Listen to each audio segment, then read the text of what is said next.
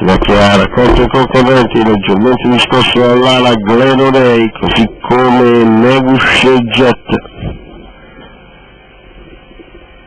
Allo stacco c'è lotta per il comando in Soldi che sopravanza, non si sa play all'esterno Ida Vuelta che si propone come prima leader, rimane così di fuori Lupus.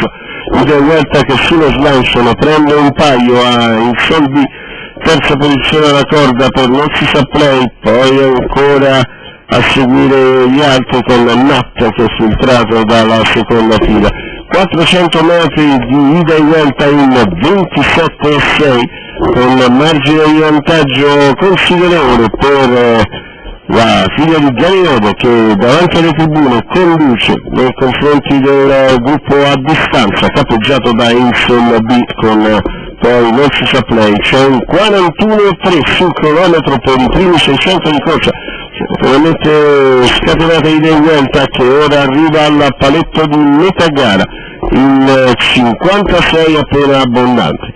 Ida e vuelta che conduce nei confronti a debita distanza di Insoldi, poi non si sa play, ovviamente faticano a intervenire gli altri, il chilometro della battistrada è sull'ordine dell'1, 10,6. Si va adesso di fronte con gli ultimi 500 metri di corsa, con ida e vuelta che conduce ancora a margine considerevole nei confronti del resto della compagnia. C'è ancora un paletto in 14,7 per ida e vuelta che non sembra per il momento dare segni di cedimento. Si va al completamento della piegata, ida e vuelta che conduce addirittura d'arrivo con ampio margine nei confronti del resto della compagnia.